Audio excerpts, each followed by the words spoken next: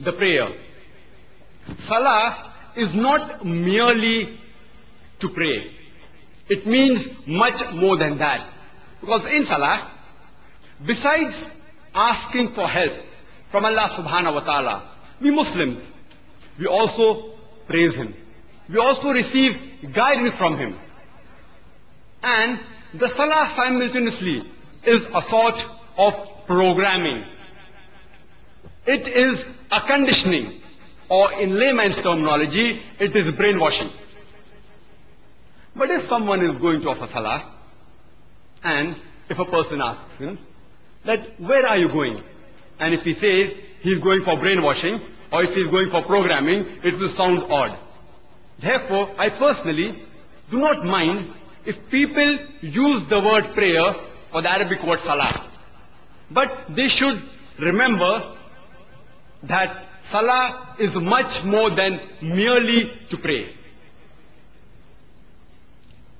The moment you heard the word programming, you start thinking of a computer. If you allow me to call the human being a machine, I would say it's the most complicated machine on the face of the earth. It is much more complicated than the most advanced computer in the world. And we human beings, we are the Ashraful Makhluqat, the best of creations of Allah subhanahu wa ta'ala.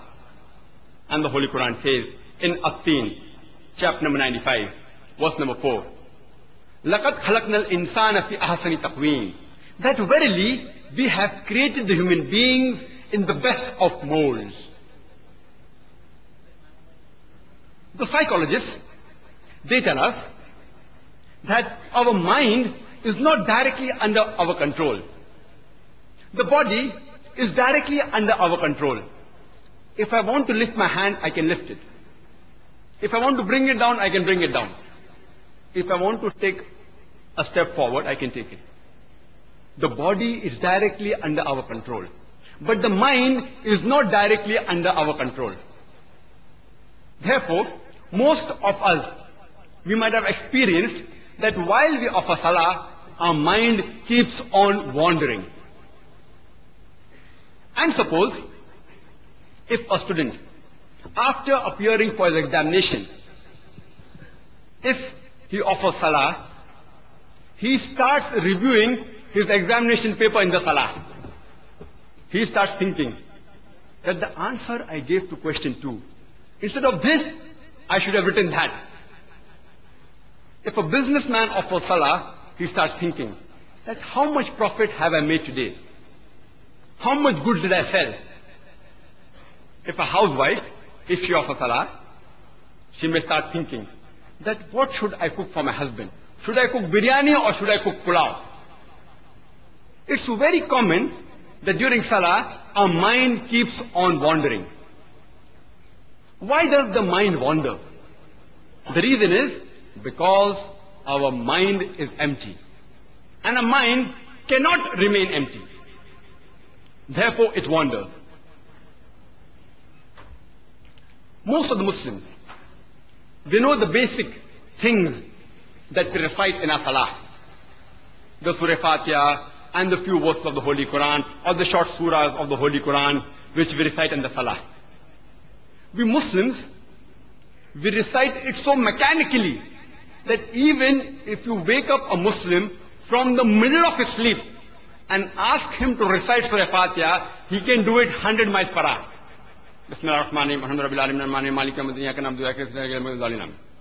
It's mechanical.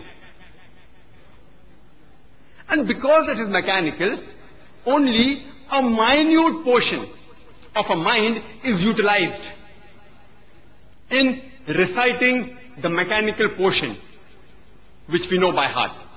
That is Surah Fatiha and the other verses of the Holy Quran.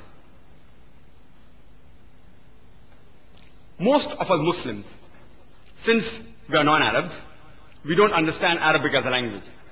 And because we don't understand what we are reciting in our Salah, there are high possibilities of our mind wandering.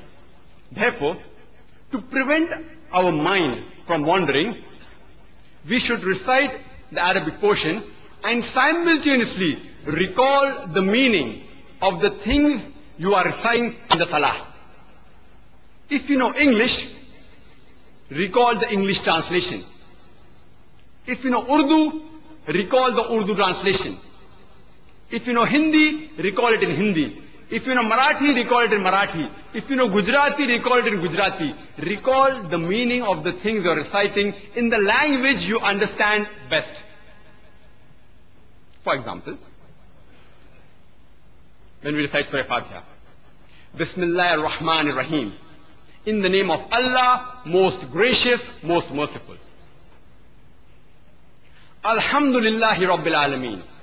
Praise be to Allah, the Lord of the worlds. Ar-Rahman ar-Rahim, most merciful, most gracious. Maliki Yawmiddin, the master of the day of judgment. Iyyaka na'budu wa iyyaka nasta'in. Thee alone we worship, thee alone we ask for help. Ihdina as-sirata al-mustaqim, show us the straight path. Ihdina as-sirata al-mustaqim, sirata allazina an'amta alayhim, ghayril maghdubi alayhim waladdallin.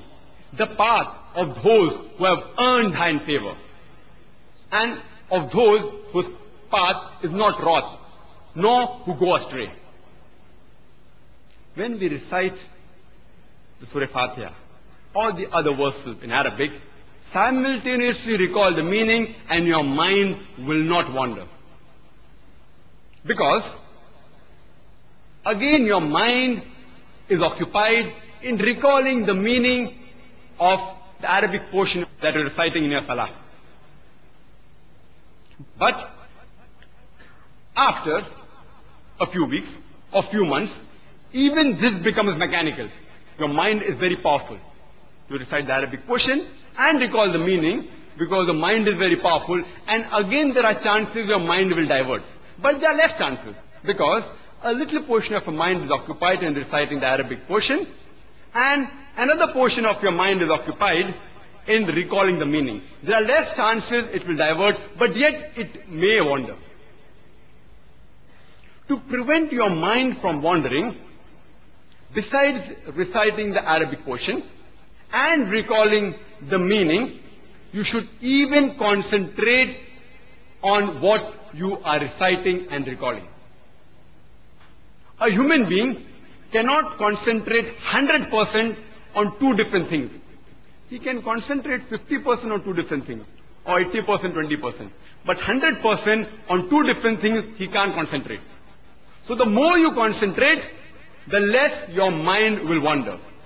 So to prevent your mind from wandering, you should recite the Arabic portion, recall its meaning, and concentrate on the meaning. Then inshallah, your mind will not wander. I start my talk by quoting a verse from the Holy Quran, from Surah Ankabut, chapter number 29, verse number 45, which says, Utlu ma uhiya ilayka min al-kitabi, wa aqim as-salata, inna as-salata tanha anil fahsha'i wal munkar. Which means, recite of what we have sent by inspiration of the book to thee, and establish regular prayers. For verily, prayers restrain you from shameful and unjust deeds. The Holy Quran says that salah restrains you from shameful and unjust deeds. As I mentioned earlier, salah is a sort of programming. It's a programming towards righteousness. And we Muslims, we are programmed 5 times a day in our salah. And we ask for guidance from Allah subhanahu wa ta'ala. Ihdina as-sirata al-mustaqim. Show us the straight path. And Allah subhanahu wa ta'ala gives the answers. He programs us towards righteousness. For example, the Imam, after Surah Fatiha, he may recite Surah Ma'idah, chapter number 5, verse number 90, which says, Ya ayyuhal ladhina amanu, O you who believe, innamal khamru wal maisiru, most certainly intoxicants and gambling, wal ansab wal azlam, dedication of stones, divination of arrows, rijsum min amali shaitan, these are Satan's